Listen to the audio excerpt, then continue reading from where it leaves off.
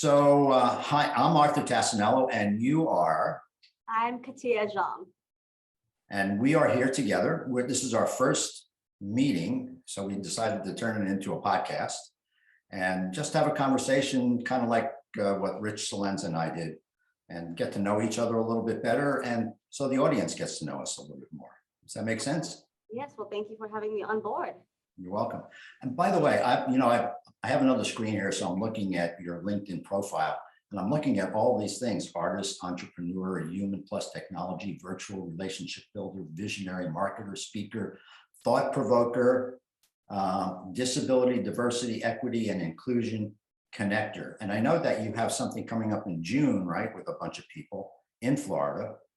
Yes, I'm actually, for the first time, there's a story behind there. So I've been doing webinars and helping with hosting events for a very long time now. And so I intentionally wanted to go and speak on behalf of the purpose of financial capability access for all. And this is just a wonderful nonprofit organization. And the opportunity came to me, and I thought I would pick it up and invite my aging parents. They're farmers and they actually live in Florida. They're with you, Arthur, to come and join me and see me on stage for the first time and forever, I think 10 years. Well, that's awesome. Where in Florida are they? They are in Waimama, so it's, I forget which direction of Tampa. I'm not really good with my directions. Must be a good, I admit. But they're about 20-25 minutes away from Tampa. It's countryside. North then, right? North of Tampa? I have to look it up. Yeah, let me look it up now. Waimama, near Golden City. So Waimama, Florida. Let's see. So they are actually, yes. I'm sorry, not Golden City, near Sun City. Okay. Center. So they are northwest. Right. Yes. Yeah. So that'll be a little bit of a drive for them for sure, but I'm sure they'll drive that to see you, their daughter, in person. Yes, I hope so. I told them I got them free tickets, so hopefully they can come in their farmer overalls and come and see me speak. I love it. I love it. So tell the audience more about you. With all the things that you do, what's your passion? What do you care the most about, and what do you do the most?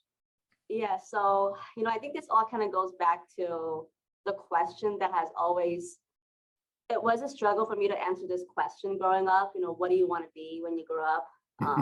Well, that's like the number one question as soon as you hit a certain age in elementary, right?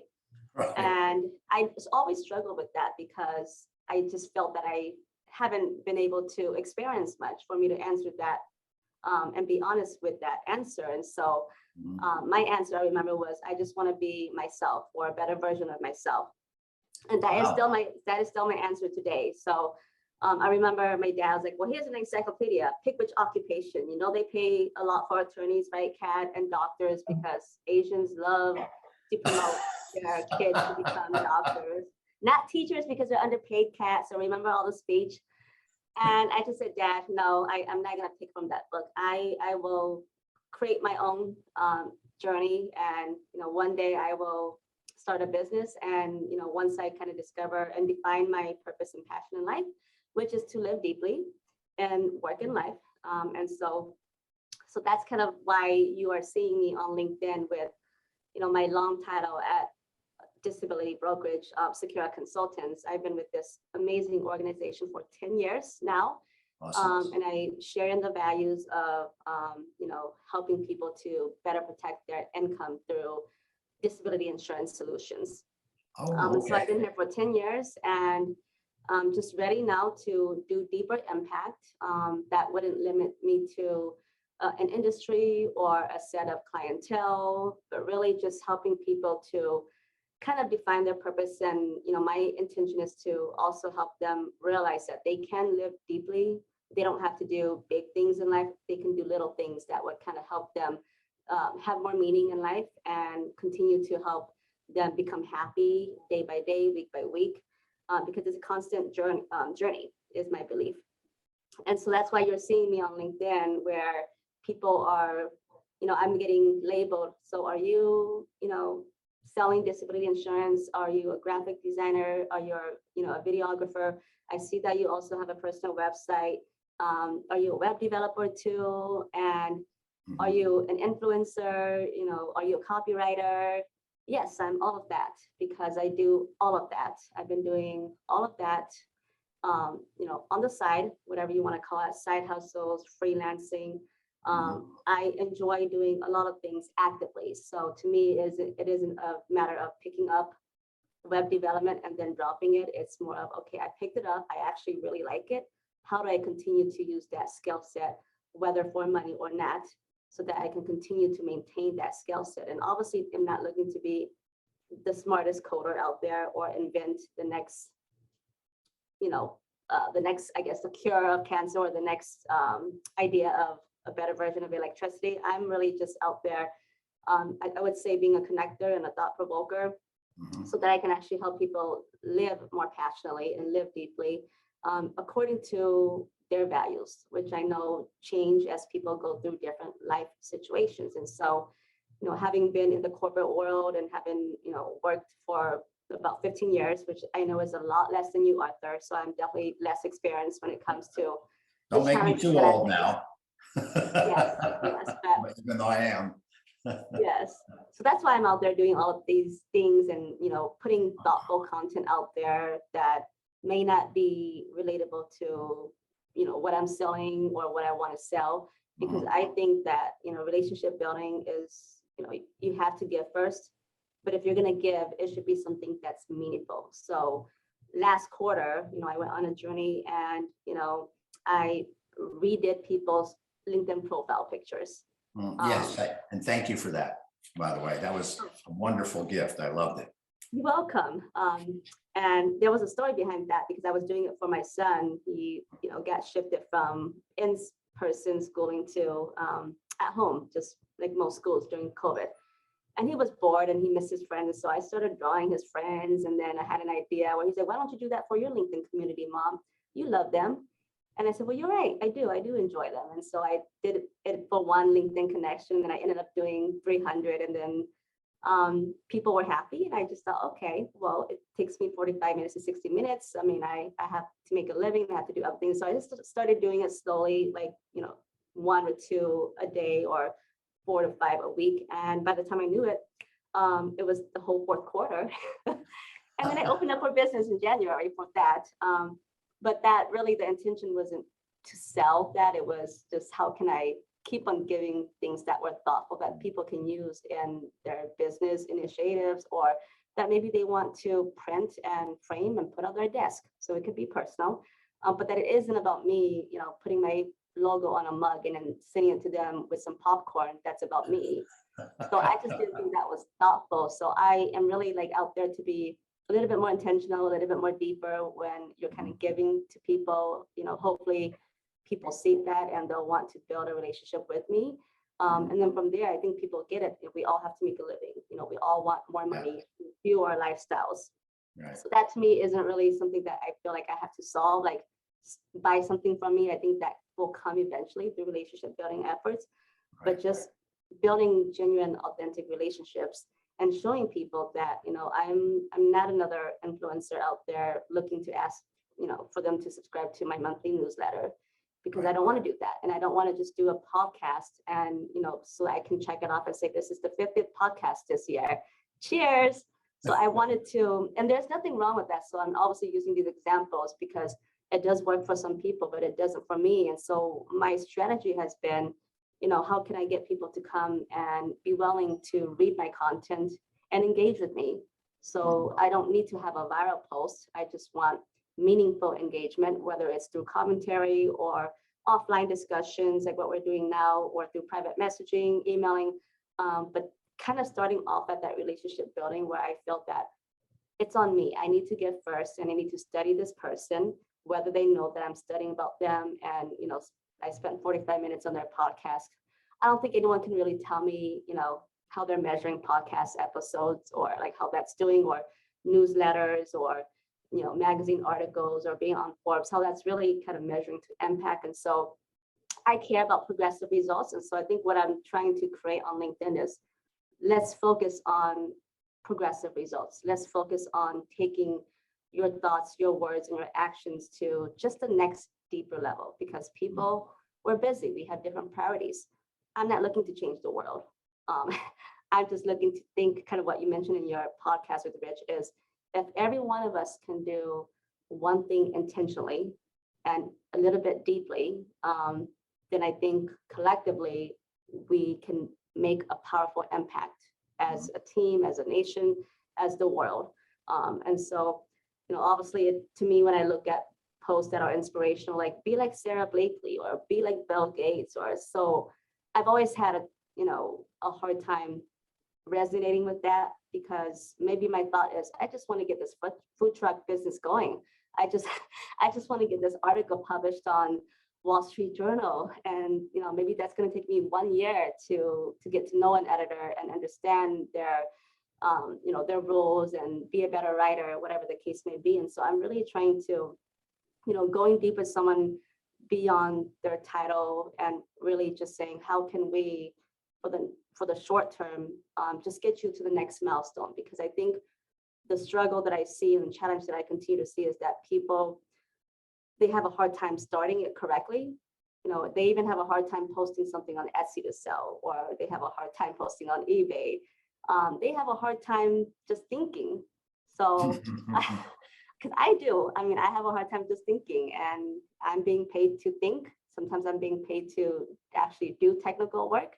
But I get it. And that's my mission is, how, with whatever you're doing in your world, your mission, how can I be a part of that impact for the short term and, provide my perspective so that we can go a little bit deeper with the strategy to make a little bit of impact. Right. Yeah, it is interesting. You're doing so many of the things that I also promote in life for all of us, which is the connection, because as I have found out, your relationships with everyone they're all important. So whether it's your relationship with someone at work or a relationship with your parents or your children or your other family members or your friends or your neighbors, I always feel like you want to put your best foot forward, so to speak, and be there for them. I thought what I found interesting right in the beginning of what you were talking about, what you do, is that you mentioned that in an early age, you just wanted to be a better version of yourself.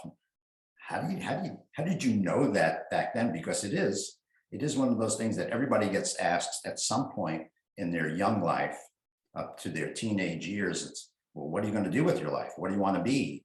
And I still don't know what I want. Well, I do know I know what I am, but I never knew exactly what I wanted to be. I always just wanted to explore. I'm kind of like the Christopher Columbus of the 20th century, 21st century. I want to experience, I want to explore, I want to educate myself, I want to learn new things, I want to connect with people just like yourself in a very, very positive and good way. That uplifts me. So the more I can give to you, the happier if I make you smile like you're smiling now, that feeds me as well. And I think I said in one of my other posts yesterday was, even if you're not feeling happy, I guarantee you, if you force a smile, I know every time I do that, I laugh at myself. That makes me laugh. It uplifts me. It makes me happier. So there's always a way to be happy. So again, I want to get back to that question.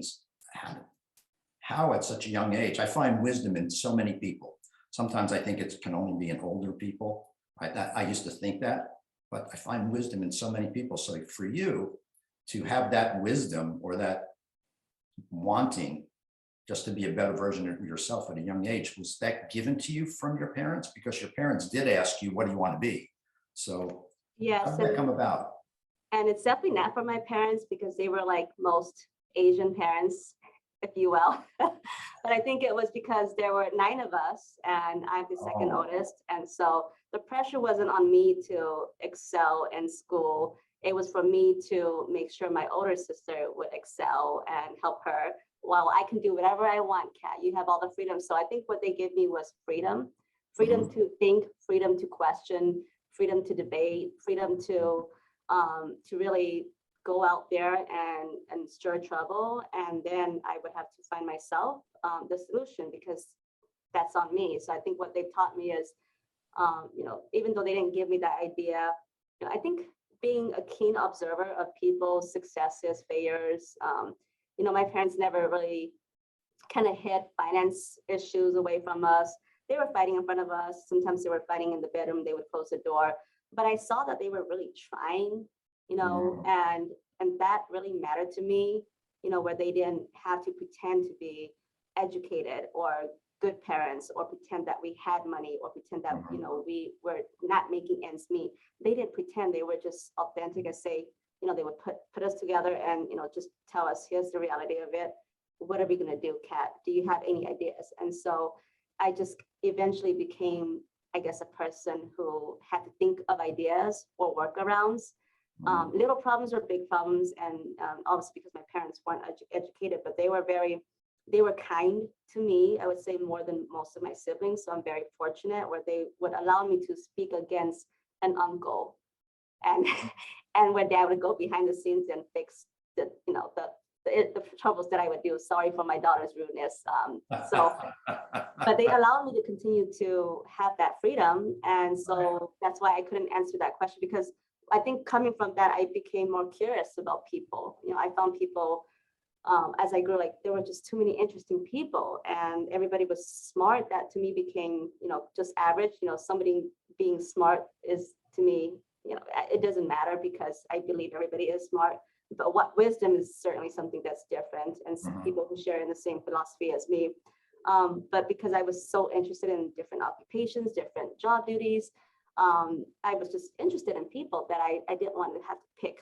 I remember my parents even asking me that I had to pick a religion, and I just said, well, I don't know, because I like a little bit of from this religion and that religion. And so I think for them, they finally accepted that it wasn't because I can't make a decision. It was because I really did truly enjoy a little bit of everything that I'm learning. And I wanted to, to not have to pick one route.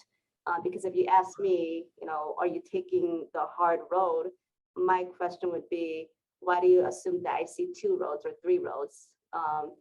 And so I think that back to answering your question is, I would constantly just work on myself. I would reflect on myself. I knew that, no one is responsible for me, and my thoughts and my actions. People can help me as much as I can help them. But at the end of the day, it was on me. And I had to continuously work on myself. And I think that's where I am today, where I, continue to get clarity on, and continue to define my purpose, to live deeply, and not be able to have to, conform to societal standards, or pick what I want to be when I grow up, or pick what's my favorite book last year. Because to me, it's really about choice more than anything. And I want to be a part of every little thing that touches me. And I think if people can have that choice, that doesn't define them to quantity or define them to an ideal version of work and life, but people can just kind of live day by day, week by week, with passion, with purpose, with intentionality and clarity. I think that's going to, at the end of the day, when they're dying on their deathbed, they can reflect back and say, wow, I've met so many people, I've built so many good relationships. I really did spend my time wisely, and I really did make good money, or whatever the case may be. That it's all because you were planning it, you were talking about it, you were exploring, you were doing things for yourself. Because I think when you can't do that for yourself, it's really hard to, whether you're a leader, a CEO, do that for your team and other people. So really just, kind of always goes back to, it's on you and yourself. And so that's why that was my answer as a kid. I was too curious of a George. And I didn't want to just give an answer that would shut people up. I actually wanted people to continue asking me, why Kat? And so, because I wanted to build that relationship with them, not to annoy people when I'm telling them I can't pick a religion or anything, but it's really just, I think it's genetic. I don't know, my son is like this too. So he's 7 years old, and I got called into a conference meeting with his teacher, and she said, your son is interesting, Kat. And I said, I know, he's obviously special and I'm biased, yes. And she goes, well, he did great on his exam, but on this set of problems, he changed it. He changed the rules. So they were like plus or minus, but he made them division or something because he got bored. So he changed the test question. He got it correct. But he changed it. And I told him, son, it's great.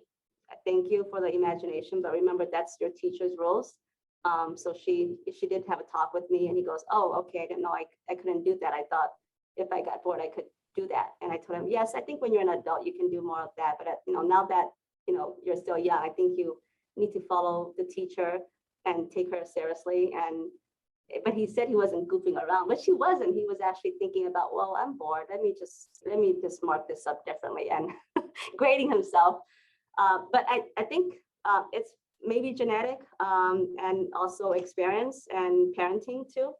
Yeah, it's everything that you say I find so fascinating. It's specifically what you were just talking about now. What I got from that was, why do we always have to draw within the lines, right? Color within the lines type of thing. What? Because the people that are teaching us only have so much knowledge. They only know so much. And they want you to conform to certain standards and certain ways of doing things, which can be good in some ways, but in other ways, it doesn't allow for more creativity. It doesn't allow us to draw outside the lines or draw the pictures that we want, or do a lot of things the way we want. I always say that you always do what you want in life without doing harm to somebody else. So your life is freedom. You have free will to do what you want and be who you want and act as you want, again, without doing harm to somebody else. I think following that rule, I follow that rule, we would have a lot more peace in the world. So peace is, a lot of people say that you can't create peace. I say, well, it may be, maybe you think it's impossible. I say it may be improbable, but it is possible if more and more people got on the page. We've created so much division in this world in the past 2 years. It's more than I've ever seen in my lifetime, for sure, at my age. Because, I don't know, when I grew up in the 50s and the 60s, life was different. There wasn't a lot of news out there, right? The news was on this little TV box about this big. And there was one guy, I don't know if you know him or not, Walter Cronkite, who was like the preeminent newscaster. And No, everything, yeah, look him up, Walter Cronkite. So anyway, his word was gospel back then. And you really didn't get much local news, if any. You got more world news, and who knows how that was shaded and so forth. But today there's so much unfortunate division with people calling out other people because they don't believe the way they do. So that's one of the things that I struggle with a lot, which is allowing. I don't say allowing. I allow people to be who they are. God bless you for that. Whatever you're thinking, whatever you're doing for yourself, that's great. But when we get people, and we're seeing it more on LinkedIn, you saw it a lot on Facebook. Now you're starting to see it on LinkedIn, which is unfortunate, which is the people calling people names and not just being kind and considerate, just giving your viewpoint. You know, sorry, I don't believe how you believe, but here's my viewpoint about how things. Yeah, and I don't think it's necessary to call people out too. So, when I did do a lot of thinking, and changed when I started on LinkedIn, and I didn't really become that active until when COVID hit. So I didn't want to, share a motivational quote, but not really provide my true thoughts on it from my perspective. I wanted to do that because it is about what's your 2 cents, right? Do you have something to say from you? And I also didn't want to call people that, even if I disagree with how they're doing marketing, or even if I don't like what they're doing, or even if I don't like them, I didn't want to call people out or hint out to people or that type of people or personality, because I don't think that does anybody good. What I want people to do is, if they're on my content, it is genuine. It's genuine, and I hope they can take away something, thought provoking, and it's not accusing anyone or any business. It's just raw and pure and sincere. And then hopefully they can take that and do whatever they want with it at the workplace. Maybe that'll help me with my process or my Excel skills or my website skills. And then people will, they continue to come to me on, okay, well, that was an idea, but I still have a hard time understanding how can I use it? For example, the headshots. So I had multiple inquiries coming in. I really love it.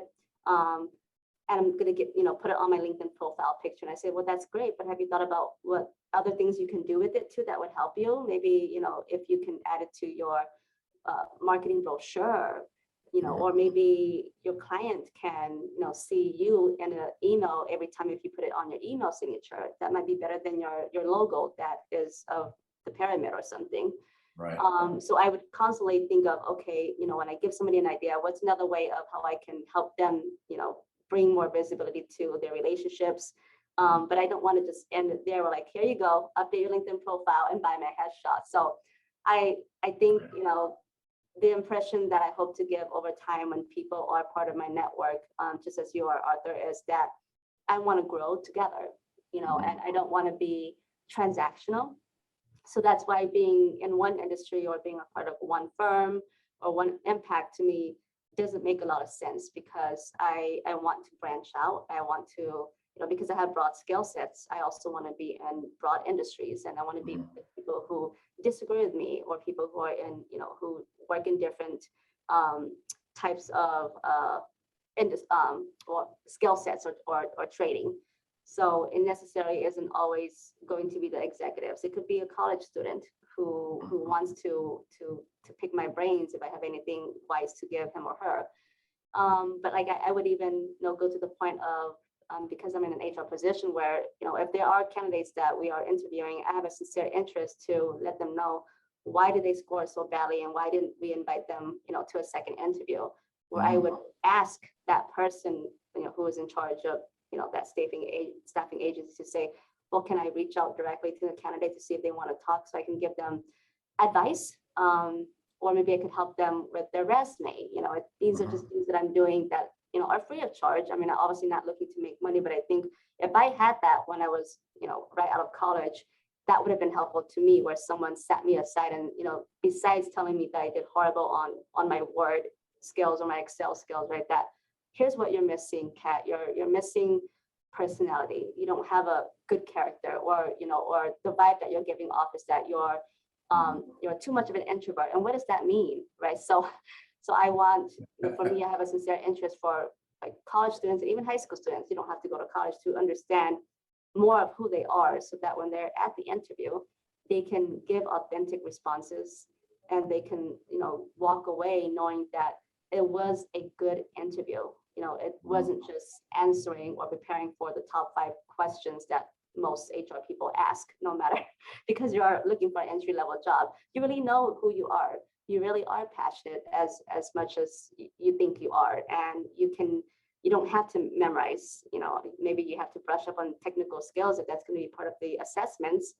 But besides that, if it's questions about you, what do you like? Tell me about yourself, right?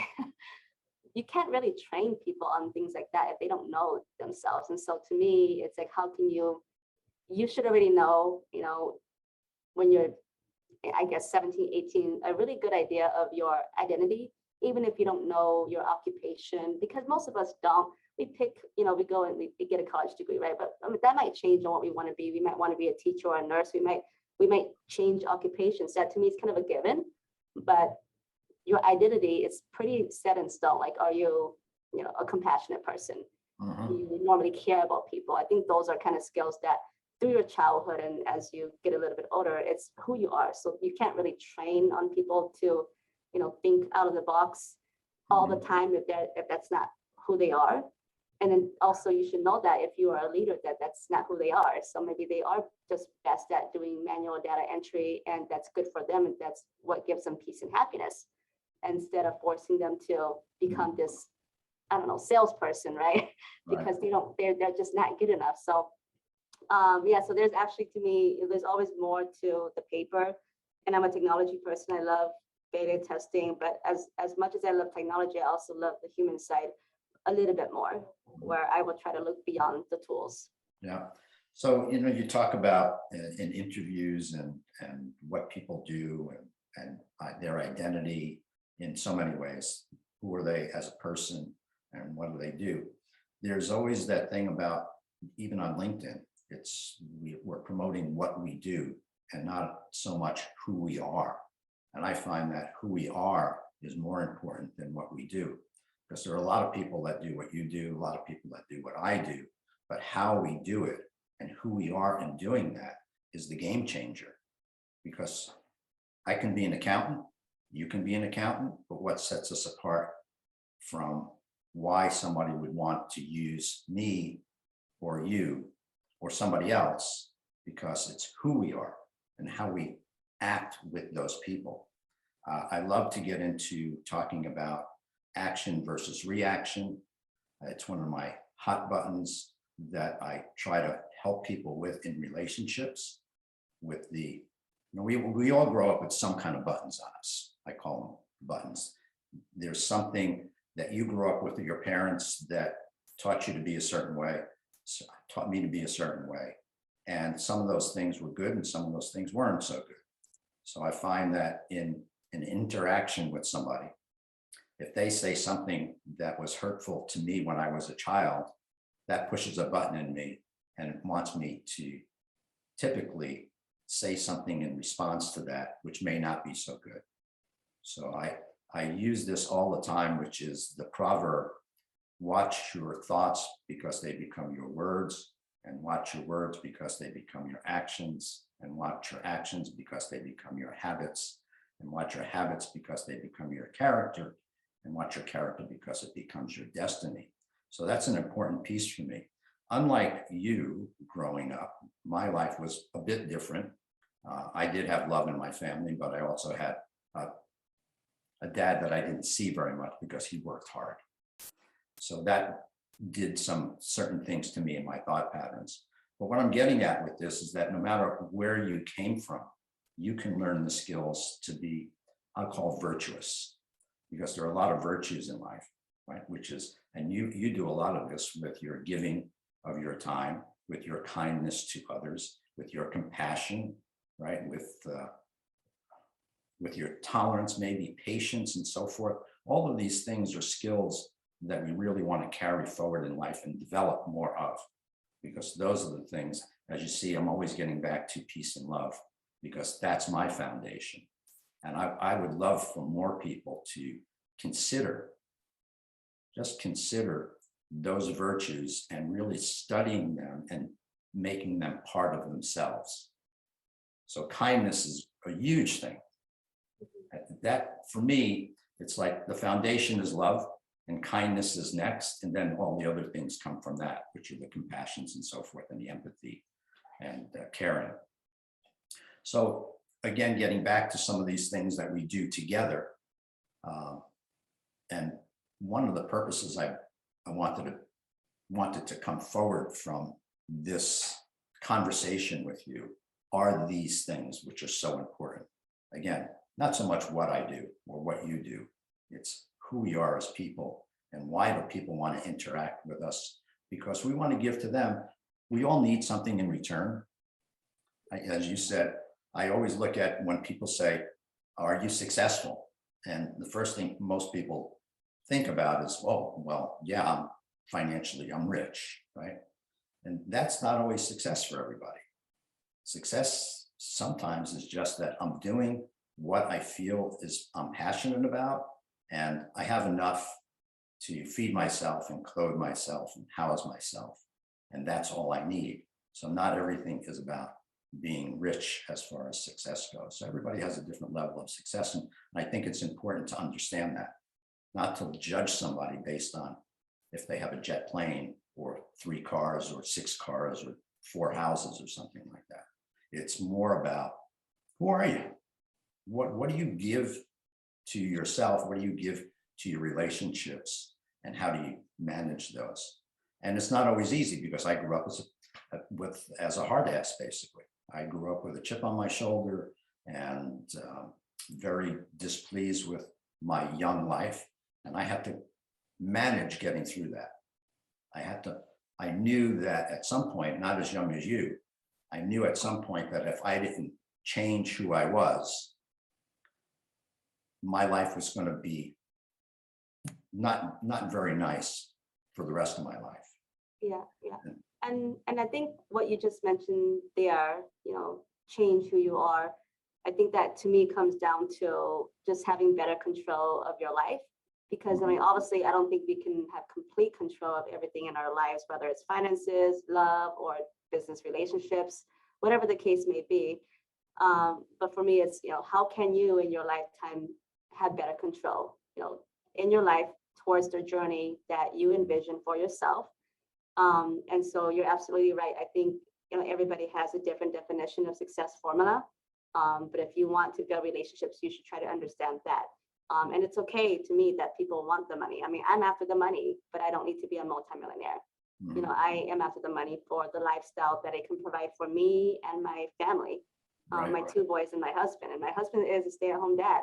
I've conditioned him to be one because he just thought of himself as, a poor auto mechanic with no skills. And I said, wow, if you can put a Lego piece together, that's 100 pieces in a few minutes, you're much smarter than you think, because I had to look for the user manual and I have a college degree. So I think you're undervaluing yourself, honey. And he would say, why do you think about that? I mean, I'm not very smart. I said, yeah, yes, you are.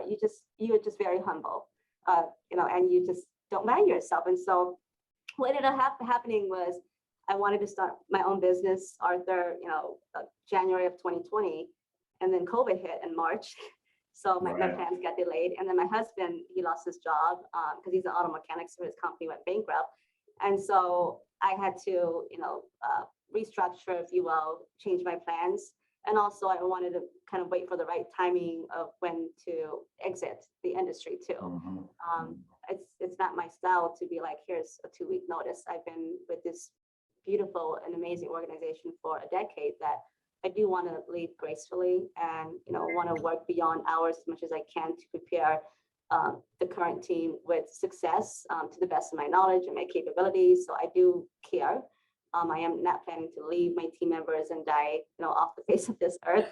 I am still here. I'm just not an employee, and I'm just not part of the day-to-day operations. But I sincerely care for every single person that works at this company.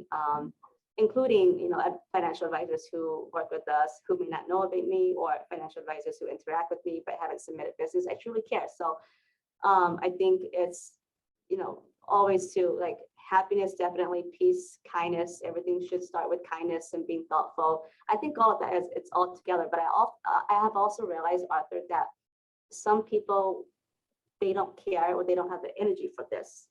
And that's fine too. And so usually when I do find people like that, it's not their fault. I'm not trying to find what's wrong with them, because there are so many other people out there who embraces the kindness and the being thoughtful and the intentionality. And so I'm filtering and navigating my way through the big world of LinkedIn, because there are hundreds and millions of people. So there must be a group like us, like me, like you. So I'm just trying to filter my way through, and obviously not trying to change people who already have like a hard mindset of I'm after the 100 million. Or I'm after the growing this corporation for, triple the size over the 6 months. That's great. It's not my business for that. No, but for those that do want just, again, deeper impact and do want to work with me temporarily, and, pay me to think and put together strategies and ideas that are different, maybe weird, but are different than what most people are doing out there. Because I wouldn't be recommending like the newsletters or the podcast or the videos where you'd see the hand draw. I just go back to square one of what are we trying to achieve, and then how are you achieving it now?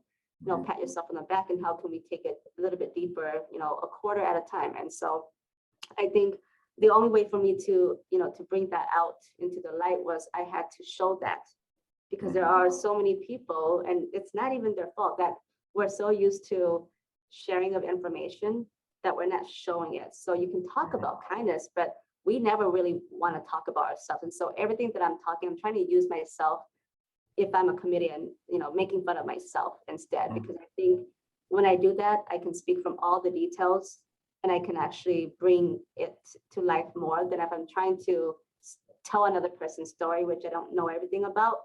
And so I would constantly, make fun of myself or put myself out there. Okay, if I'm going to show people that, that I'm an authentic person, how would I do it? Like, do I just send an invitation to connect, and then once I'm done talking to them, send them some popcorn and then wait for business to come They in? might like that.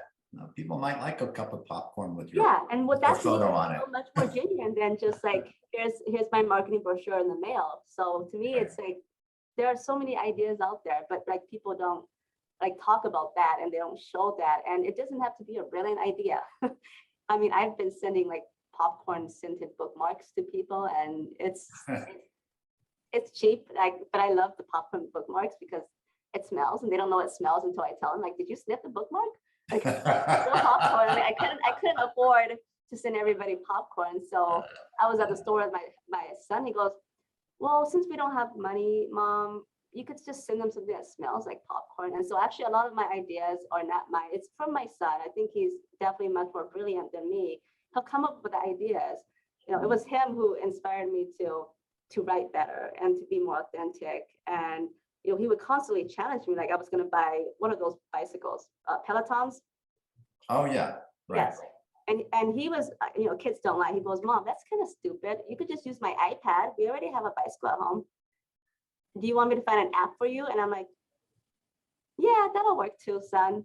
Yeah. Because it has a screen, and I'm sure there are apps out there, but I mean, it probably has different like live event subscriptions. But he had a point. I didn't even think about that. I just thought, it's impossible. It's too expensive, son. I don't think we can budget for it. He's like, well, here's what we can do, Mom. And so he would constantly challenge me on what else can we do, so we can kind of give you what you want, Mom. You might not have everything, the best car, because I like expensive stuff, not like Louis Vuitton bags, but I do like a nice minivan, a little bit luxurious, right? I don't need a Ferrari, but he gets me. He's like, well, you don't have to get everything, Mom. So he's constantly training me. You can get a little bit of everything you want in life, Mom, and that together is a lot.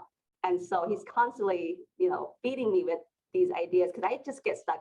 Sometimes I would just have, my brain would freeze, and I would just like, I'm getting paid to think on a project, son, help me out. Like, he's like, well, what are you doing? I like the fact that he's thinking out of the box. He's finding solutions where Yes. you think there isn't a solution, or the solution is too expensive. We have a solution that's not as expensive as you think it has to be, and so forth. So that's awesome. By the way, I want to congratulate your husband on being a stay-at-home dad. Seriously, I was a stay-at-home dad for about 6 months when I had a young daughter. And that's how I found out how important that job is, and how intense it is, and how it takes up your whole day, right? It's not like going to work and maybe you can take a break if you want, right? You can go to the coffee machine or whatever, or you can take a break and so forth. There's no breaks at home. There's no breaks at home when you have children, because you're planning meals and you're trying to cook and you're trying to take care of the kids and so forth. And I see it with my daughter now, with my granddaughter, because I visited her for almost 2 weeks, about a month or so ago. And all I could do was help as much as I could, because it's an intense job. It's like, get up, or you're up in the middle of the night with your kids or something like that. And then you have to do all these things during the day, and you have to cook, and you have to find time to clean, and you have to find time to do the wash, and you have to find time to do the dishes. So again, I'm making this a point because more people, for all you folks out there that have wives at home or husbands at home, that you think that they get it easy, they have it harder than you at work. And that's the bottom line. I absolutely believe that, because I could never be a stay-at-home parent. I've seen other moms, but I love working. I love doing, I'd say obviously my job is easier, even though I do more hours. I'm working on the go 24/7, constantly thinking, doing things. But he is pooped out by the time I get home, and I see he's positioning my 3-year-old in front of the door, and I see it slightly open as soon as I park in the driveway, where my son is like running towards me, like, oh, daddy's in his man cave, Mom. I said, oh, it's okay. I got it. I haven't even had a sip of water, and my son's already running towards me as soon as I like put my car in parking. Sure. But I get it, because it's a tough job mentally, and it takes a lot of balance control, and and so I told my husband, like, my goal for him is, I want to be able to earn enough where I can pay him a salary. And he's like, well, that's about time that you start thinking about that, honey. Yes, I mean, I didn't want to ask you, but I thought you'd come to realize that. And I said, I know, I am going to work on it. If that's on me, so I will try harder, and I will make sure that not only do you scold me on doing a poor job at washing the dishes, but you wouldn't have to scold me on the making a living, because I will work on that. That's on me. Yeah, So so it's interesting. we're about 50 minutes in already. Yes. So one thing I like to do, and I hadn't planned on doing this way, it just kind of came to me when you came on, so who do you want, what people do you want to find you for what specific thing? Just one or two things, because you do a lot of stuff again, right? So if there's one thing or two things, or maybe even three things that are key to your life and key to your success, and who are these people that you want to find you, and what do you want to do? Well, I think the first criteria of these people or businesses would be, obviously, do they want to make a deeper impact, and at the little, not at the large of scaling. So if that's something that they want to do in their world, whether it's through marketing or sales efforts or operations efforts, then I would be here to use my broad skill set and my brains to help with that thinking and putting together a plan. And so right now, obviously that is probably the most clearest answer I can give you. I can't tell you if it's, an author of a book, or a coach, or, an insurance agency. But I have a dream that I listed on my LinkedIn profile, where in this lifetime, it's 100 entrepreneurs or businesses that I can do temporary impact work with. And so I'm actually putting together myself as a subscription for 3, 6, or 12 months, where they can engage with me, where they don't have to feel like I'm going to be intruding upon their existing team environment and getting into their systems, where I can be a different kind of consultant that does the thinking, talking, and walking, and really doing deep dive into the weeds with the team as well. So that temporary work, and if I can, for my lifetime, 100 entrepreneurs or businesses for 3, 6, or 9 month, 12-month projects, I think that's what I'm looking for. Haven't put everything together yet. Hopefully, we'll be getting it done over the next few days, because I am a web designer, and I think I do some pretty cool things on the website. So I will try to package that together clearly, so that people understand what value I'm giving them outside of a coach or a consultant or a marketer. There's just so many titles out there.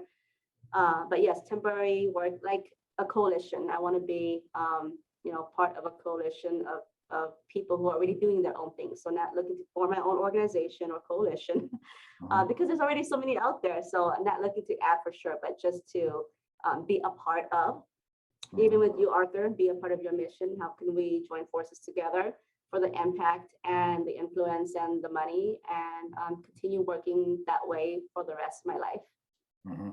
That's awesome. And I'm glad you put that out there. So I'm happy to promote you. So when you have that together, we can put it on my LinkedIn page, or get you out there to see other people as well.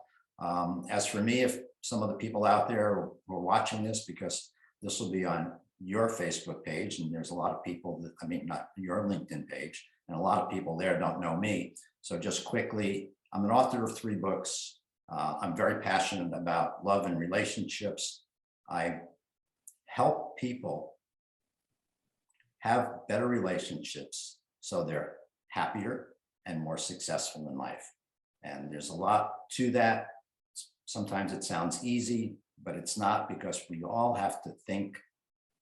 We all have to think, really, and act in positive ways. And we don't always do that, because we're so ingrained or entrenched in how we normally would think, how we grew up, and we don't take the time to think about the impact that we have on other people. It's a lot of times, I see it a lot, that people it's about me, it's not about you. And that's not the way it's supposed to be, because if you make it about somebody else, your life becomes better too, because they appreciate that, and their appreciation shows up in being better for you as well. So it's easy and it's complicated, but it becomes something that you want to change in your life, because you're the only one that can change to make things better. Don't expect somebody else to change for you. Don't expect somebody else to make you happy, although they can add to your happiness. It is about your relationship with yourself, and then that relationship shows up with other people in very positive ways. So if you're looking for that in your life to be happier, and which leads to success, look me up. It's a pleasure finally, because we've chatted back and forth on LinkedIn, and then when you gifted me with that drawing, I went, wow, this person, I really need to know this person, because people don't often put themselves out there like that and just to give without looking for something in return. So kudos to you, and much appreciation for that night. Very happy project, and I hope to continue to do that. I know you just mentioned this, but what you just said right there reminded me of one of my favorite life quotes, which is change before you have to. And so that's exactly what I'm trying to do. And hopefully, that short quote, people can come to make sense of it in their own way, in their perspective. Because that's really what I think life is, change before you have to. And that's happiness, peace, kindness, whatever the case may be. And so I'm grateful to get to know you more, Arthur, and thank you for having me on air here. And I look forward to our growing relationship. So thank you for your time. Thank you, Katiya.